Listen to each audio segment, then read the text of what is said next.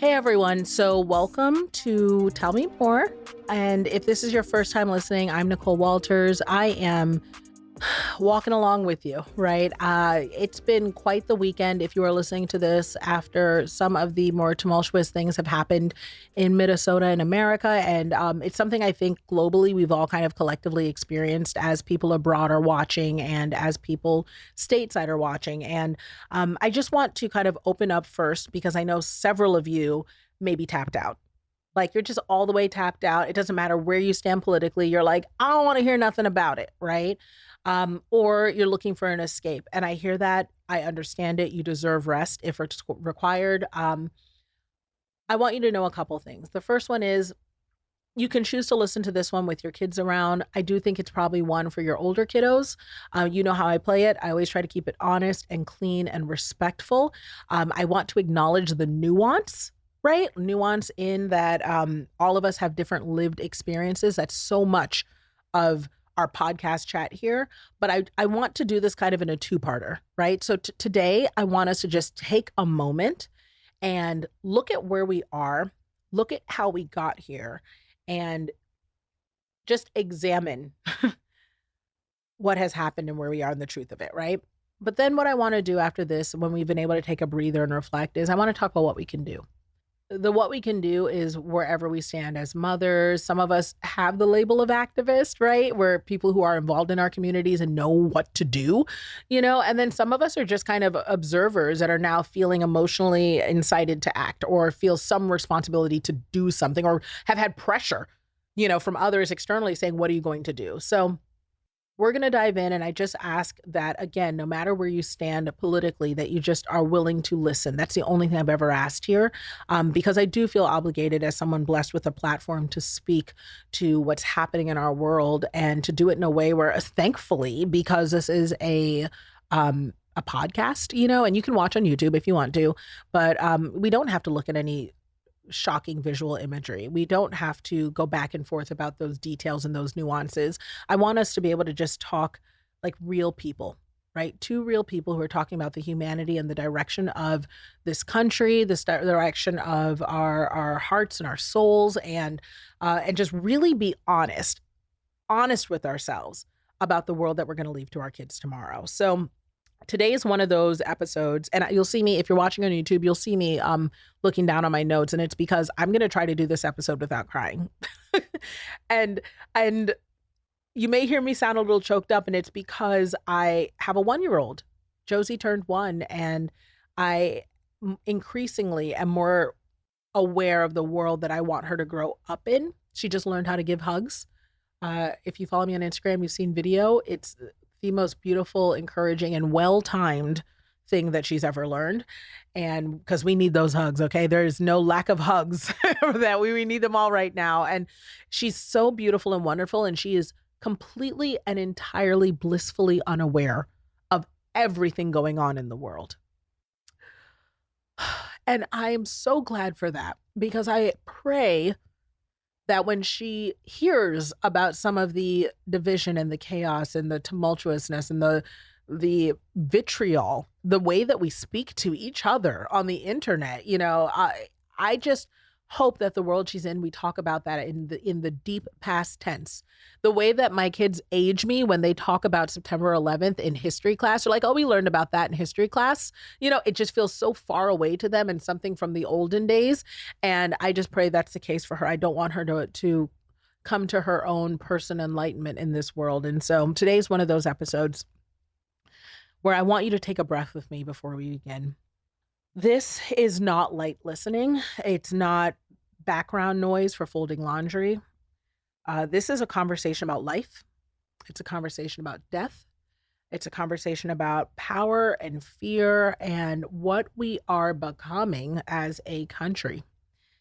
And today we're going to talk about the killing of Alex Pretti. We're going to talk about the unrest and the conflict that's unfolding in Minnesota.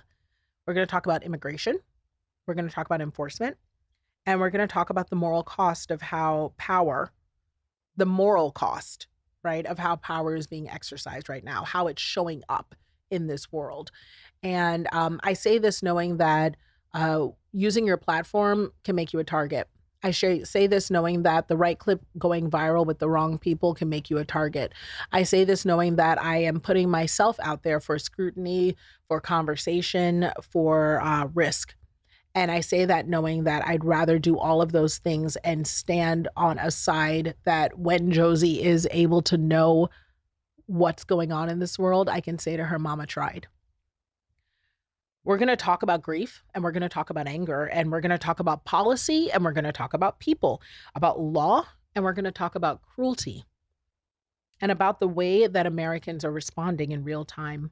And I want to be very clear at the outset, because one thing I do know is people will try to mince words about where you stand. I do not support this administration's decisions regarding immigration enforcement.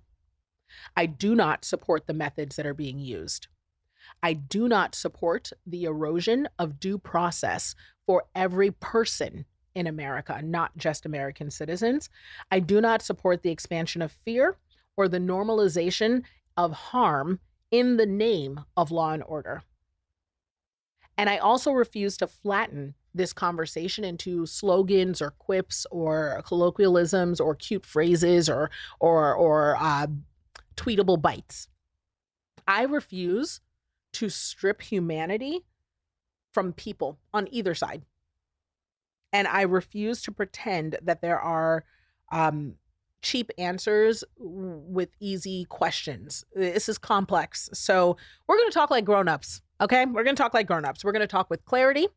We're going to talk with compassion, and we're going to talk with the courage to tell the truth, even when it costs us the social comfort. Because I know for some of you, just in what I've said alone, it raised the hairs on the back of your neck. You felt the chill go up your spine. It's uncomfortable. But I want you to know that if you're listening with kids nearby, you may want to pause and come back later because the episode is going to carry some weight. So let's get into it. When someone is killed, the first thing that we owe them is not a narrative. We do not owe the dissection of their character, their job, their social media profile, their identity, their relationships, their sexual proclivities, their sexual preferences.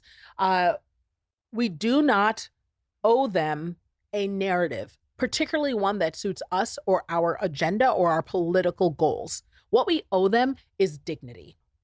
Someone has died, particularly when someone has been murdered, and we owe them dignity first. Alex Pretti was a human being before he became a headline. He was someone's son. He was a neighbor, and he is someone just like any of us who one day will wake up and not know that that day will be their last. In moments like this, right now, the culture that we are creating, this internet space we're curating, is rushing to assign meaning to someone's existence before we even have a chance to sit with the loss. We start asking, what is the lesson that their death will prove? And we keep asking how we can use their death to validate what we already believe. I don't know if you recognize this, but when Charlie Kirk died, the first thing I did was I ran from my bedroom where I heard about it to the studio in my house where my husband was working, and I said, they're going to make him a martyr.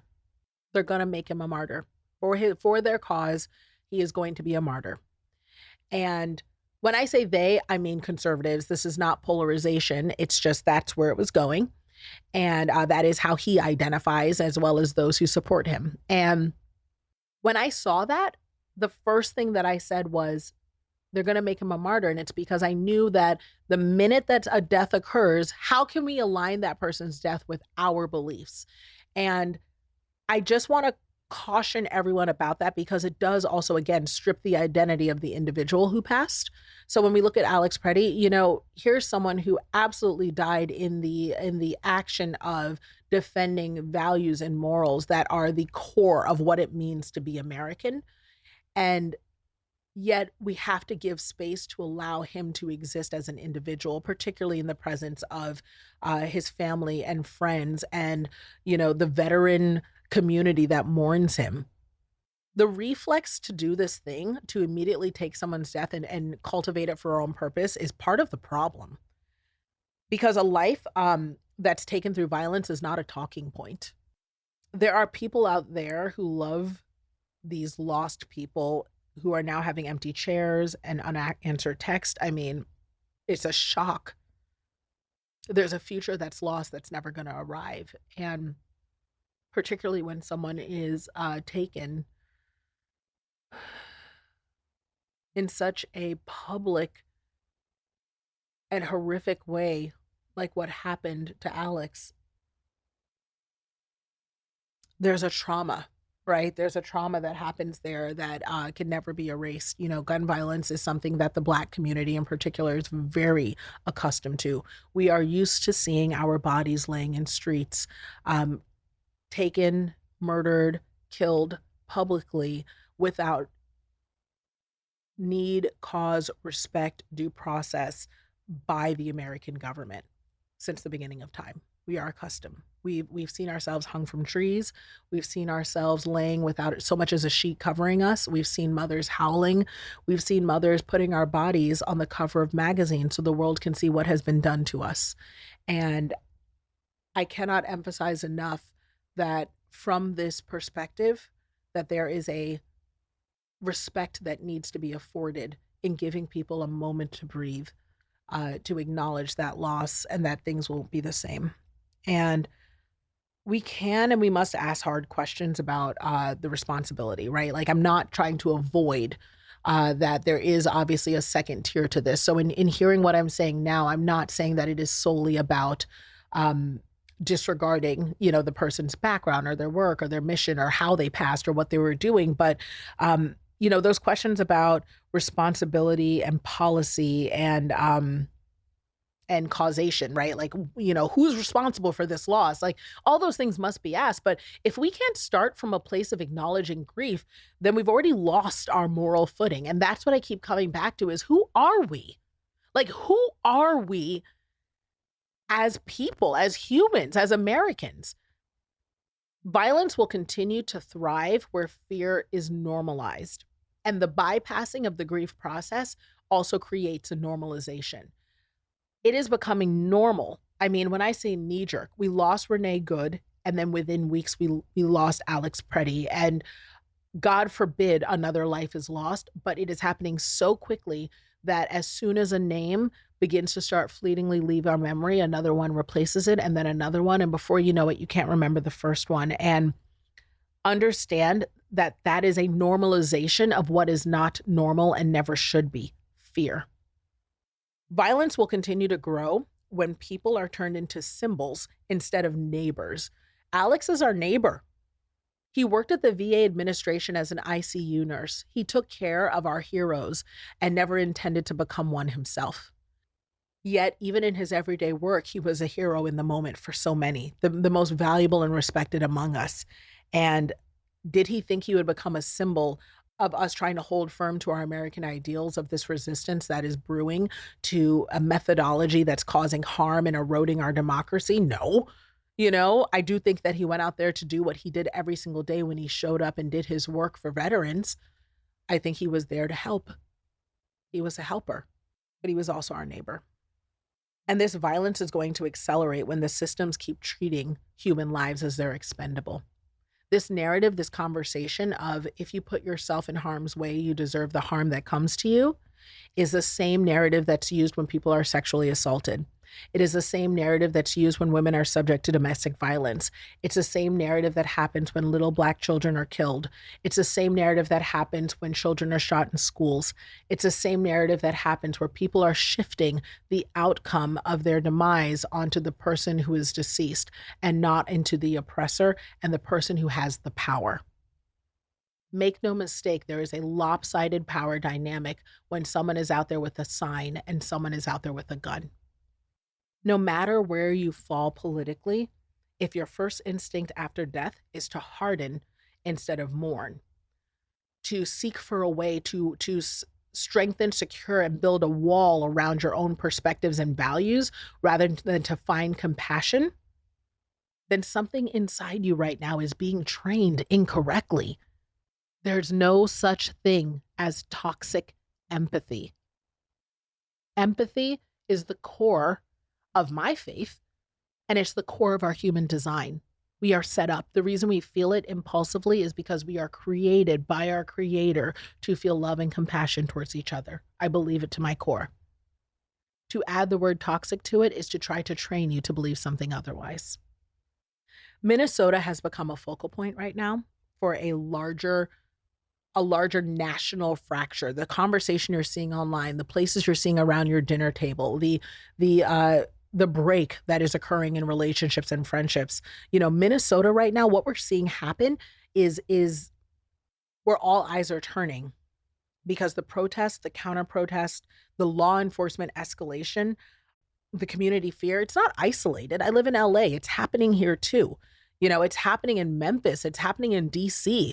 This is happening all over the nation, but Minnesota is doing something different. And, this city has been through a lot. George Floyd, Philando Castile. It's not the first time that American citizens have lost their lives at the hand of the government, and needlessly so. But this is a pressure valve, and it's releasing years of what's been planned and what's occurring and what's the goal for the future. We've seen this pattern before, right? A spark that lands on a dry ground, when it's ignored for too long, becomes a wildfire, right? That's how that works. I want to acknowledge that some Americans are watching this unfold and saying, authentically with their wholeheartedness, finally, order is being restored. And others are watching it and saying, finally, people are refusing to comply with cruelty, right? It's both sides, right? It's that, people are forming a resistance, putting their foot down, saying they don't want to deal with this. And others are saying, law and order, finally, someone's getting in there to whip these people into shape. And both groups feel like they're defending something essential. And this is where the nuance matters ever so slightly. A functioning society does require laws. That's true. We all have to agree to them, but they're not real. It's a social contract. Nothing is real. The very law and order that some are so insistent on being enforced only works if we all agree to the terms and respect the way they're enforced. So I'm aware that borders exist. And I'm aware that immigration systems exist in every nation on earth. I absolutely believe that the enforcement of legal immigration laws is not immoral. And I just want to be clear, and I hope you hear this wherever you stand politically, that there isn't a single person who may even identify as liberal or Democrat or whatever, you kind of leftist or whatever the languaging is, that is out here thinking that open borders are required or that illegal immigrants should be allowed to run amok or that, we support criminality. Absolutely not. Categorically, that is not what this is about. Many people understand and believe that there is a need for reform within the immigration process, and that as part of that process, deportations also occur, particularly with criminals. But the method is the message. It's in the how that you're finding people fighting back and saying, is this what's required? By any means necessary? Is this who we've become? When enforcement relies on a public spectacle, when it feels like cruelty is being used as a PR talking point, intimidation, family separation, mass fear, it stops being about law, it stops being about enforcement, and it starts being about dominance. Who's stronger? We're the big guys. We're the strongest. We're bullies. America is founded on being a place of compassion, opportunity, of being a place where you can come here and start something anew and be completely unrecognizable from where you started, that we're all so much more than our lowest moment. And that here in this country, you can land and be treated with a certain baseline of humanity that is the American way. And yet, look at who we've become. Because somebody has a different skin color or a different accent than us, they should be detained. They should be questioned. They should be forced to show their papers. We know better. In the past, when this occurred for the first time, there was no example. It was so hard to believe and it felt so outlandish because it had never occurred before. And 6 million lives lost later, we still don't know better? And how can we be surprised at the inflection point we're seeing in Minnesota? Because when communities feel occupied rather than protected, unrest is not irrational. It's to be expected. It's predictable. If someone came into your home and said they will reside there until you complied, whether or not you had the means to even comply with what they're looking for, would you not resist? What we're witnessing in Minnesota is not simply a breakdown of civility. It's a collision between policy and humanity, between authority and consent, between fear and dignity. And people say it comes down to illegal immigration. If they give us the criminals, then they'll pull them out. As long as they get all the people out, then we'll be fine. As long as people have to do their job. If you didn't comply, so let's do it. Let's talk plainly about illegal immigration. Yes, it's real. You hear that? I'm not ignoring it. I'm not saying it's not a thing. And yes, it presents logistical, economic, and security challenges. And yes, reform is necessary. Every country regulates who enters and who stays. That is not the argument. The argument is how. We have allowed a lie to take root in this country. The lie is that cruelty equals strength, that harshness is required to be effective. And that suffering, if people can see how much immigrants are suffering, then maybe that will serve as a deterrent to them coming here. I want to let you know right now, even if you heard everything I just said and said, yeah, exactly. I want you to know that history does not support this. You may be short-lived or short in your understanding of what actually works, but I'll tell you, history does not support it. Cruel systems do not create order. That's not how that works. Cruel systems create revolution. They create trauma. They push people underground. They destabilize communities, the very communities that you love, that you rely on, that are necessary for you to have the very comforts of your life. And they teach children like my very sweet little baby Josie, that the state is something to fear rather than trust. And furthermore, as a U.S. citizen, I want you to know that when immigration enforcement ignores things like due process meaning that we all are entitled to our day in court, every single one of us. It doesn't matter if you're a citizen. If we disregard asylum law, we are a safe place to be if you are harmed and if you need to eat, if you need to grow, if you need to thrive, we are safe.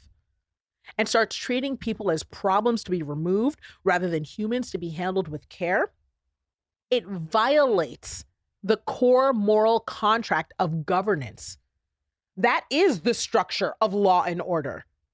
We believe as U.S. citizens, as individuals every day, even if you have never had anything to do with immigration, even if your family goes back to the Mayflower, our belief in our government is that we will have asylum if we are harmed, that we will be cared for if we need support, that we will have due process if a crime is thrust upon us or if we commit one, that we will be handled with care.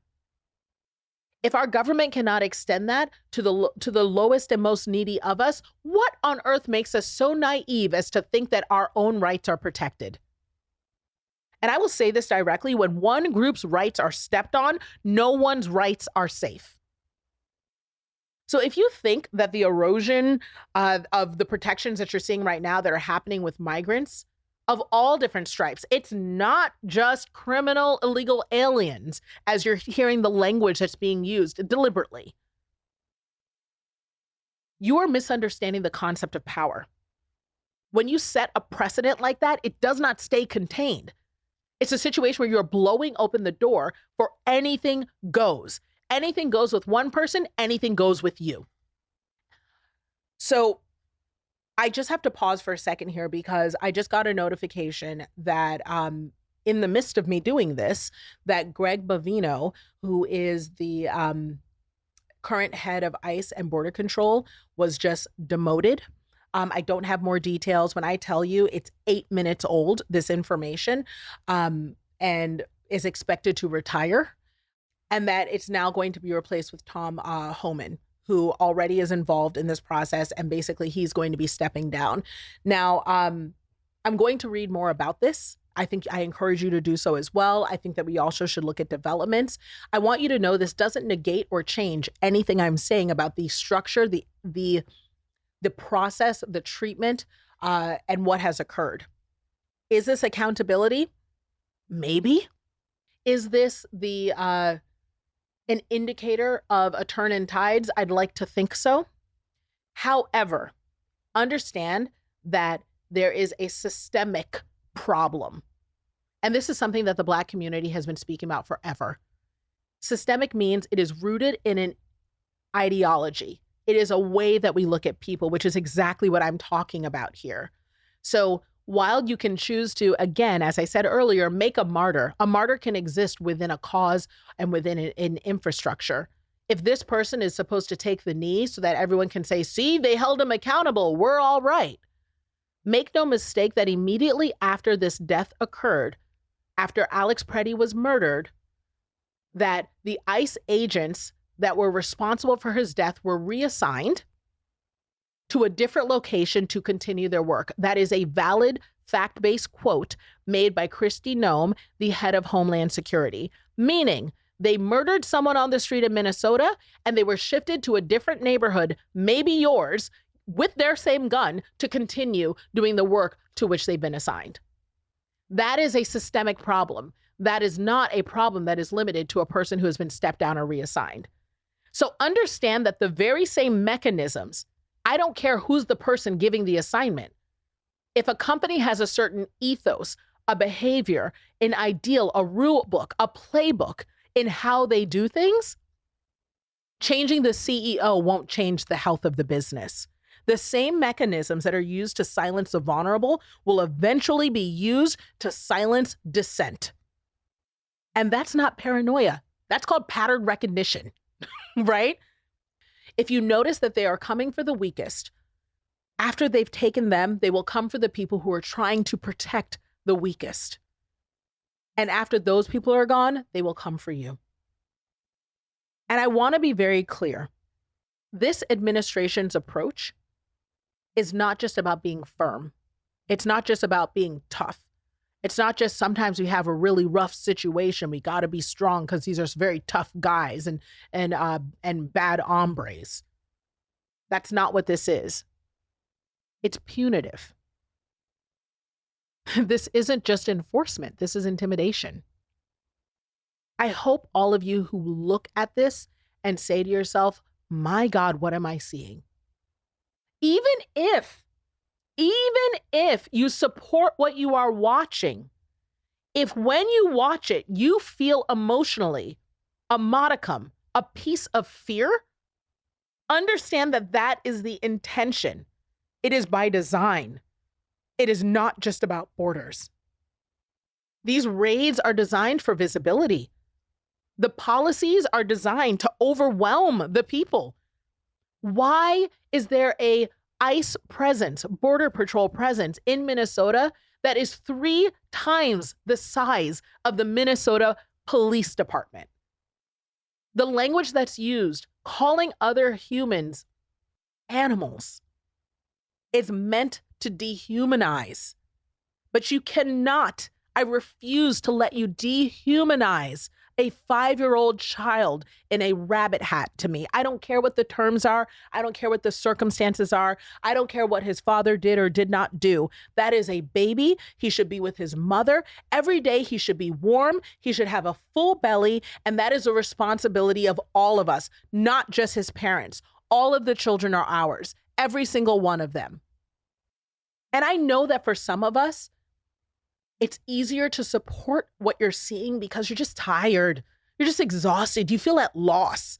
You're like, I'm scared and I don't know what to do. I'm hearing these things about, illegal immigrants killing people. And I'm so scared, and I know that sometimes for some of you, after seeing what happened to Alex in those streets when he was murdered at point blank range, you're like, look, I may not have been, all on board for it before, but I want you to know that the system's too far broken, right? It's too far broken and we can't even start over at this point. And I get for some of you, you just want relief. I understand the exhaustion. I do. I do. I am a postpartum mom at 41. Okay. I know tired, but I don't accept the solution, not the one that's being given to me, because I'm a free thinker just like you. You don't have to take what they give you. If there's anything that's more American, it's the right to say that I don't have to take it. You don't heal a broken system by breaking its people. And you don't build a moral nation by discarding morality just because it's inconvenient. And so here's where I want us to slow down. Okay, here's where I want us to kind of take a moment. I know that there are people right now who are listening and you disagree with me. Maybe on some core issues, maybe on all of it. Maybe you feel challenged, or maybe you're like, there she goes, liberal agenda. She's all caught up in things, but we've known each other for a long time, right? You know how I am. I'm not an alarmist. I'm not somebody who doesn't get it. I'm just like, I'm a mom. I'm a hot mess. Like, I get it, right? I get it. I also know that some of you voted for this administration. And some of you believe that strong enforcement is overdue, that you're ready to see this kind of handled any way possible. And I also know, and I hope you heard me when I tried to give acknowledgement, but some of you have felt dismissed your whole life because it feels like progressive language is ignoring your concerns. I see you. I genuinely do. I genuinely do. And I also want you to hear me when I say this. Disagreement does not make you evil. And fear, just being scared of what's going on, particularly with what you've been exposed to and what you've seen and how you've interpreted it, or what you believe or what you're exposed to, or your community, right? Fear doesn't make you stupid. It's a human thing, just like empathy. And wanting order doesn't actually make you heartless. You're hearing me on that? But make no mistake that cruelty is still wrong. We can agree on that, right? And refusing to question harm, acknowledge it when you see it with your own eyes, just because it doesn't align with the politics that you've identified with so far. Friend, that's exactly how good people like us become complicit in the agenda of the wicked. I just want to hold policy accountable. I want to hold policy and politics accountable to morality, to the right and wrong, to the best version of us, and not the other way around. So what are you seeing right now, right? So when you turn on the TV, we understand the problem. You understand what we're looking at. And I want you to know right now, the American response that you're seeing, it's so broken, it's so fractured. And it's because America is grieving multiple things at once. I feel the weight of it. You feel the weight of it. We're grieving our safety. That is gone. People are planning exit strategies. They're trying to get out of country. They have a plan B. They're ordering passports. I have a mother who, is an American US citizen and has been one for decades, pays her taxes and is church going. And I'm wondering if she can take my baby girl out for a walk because she has an accent. She's been here since she was 18 years old. She's 70. I'm worried that I'm going to have to locate my 1-year-old because my mother took her for a walk and she was detained. Even if I get my mom back, is that something Josie should be exposed to? Should I even have that consideration? I'm grieving my safety. I'm grieving my trust. One thing I'm not grieving is the idea that my institution will protect me rather than punish me because I'm Black. I already knew this. Listen to Black women. I want you to know that some of the people that are protesting, despite the messaging you're hearing, are protesting because they feel unheard. That might feel familiar to you if you're listening to this and coming from a different perspective. But everyone is reacting to a system right now that is feeling like it isn't functional and it isn't humane. And there's a line that we cannot cross, and that is abandoning human rights. We can't normalize this brutality, you guys. I just want to make sure that we recognize that if we continue to remain silent in the face of this, if we continue to act like what we're seeing isn't what we see, if we continue to abandon the truth that our eyes reveal and accept the narrative that we are given, we're never going to restore order. We're just going to redefine what it is. And the new definition of it isn't going to suit the purposes of the American people. It's going to suit the purpose of the powers that be. And I promise you that will not work out for any of us. And if there's one thing I want you to take away from this before we get into sort of the part 2 of this all, right? Which is, what the hell do we do? What do we do, Nicole? It's this. You probably heard this before. I don't know where it comes from, but a society is not judged by how it treats the powerful, but how it treats the vulnerable when it feels threatened. Legal reform is necessary. Border policy matters. Security of a nation matters. But cruelty is not the price of progress. The death of Alex Pretti should not harden us. It should sober us. Minnesota is not chaos, it is a warning. And I want you to believe with every piece of you that this administration's choices right now should not be accepted as inevitable. They should be challenged, because that is our American right, and that is what's appropriate. We should challenge our government because we love being American. We should challenge it with clarity, with courage, and with moral resolve. Now, I know that I come here and I chat with you one-on-one sometimes, and I don't want you to feel like this podcast, like so many others, is about outrage, because it's not. But it is about responsibility, especially when we learn from others' lived experiences. And unfortunately, Alex Pretti is not here to share his. But I want you to know that our responsibility, as we can see from what's occurred right now, is to insist that humanity is not optional, but essential to our identity as American people. Friends, I know this isn't easy. I know that all of this isn't easy, because we still have to be moms, go to work, shower. We thank God for cheese and wine and the small joys. My 1-year-old just learned how to hug, and I'm grateful for that. But if there's anything I ask of you today, I just ask that you keep telling the truth, that we keep telling the truth, even if it's going to cost us the comfort. Thanks.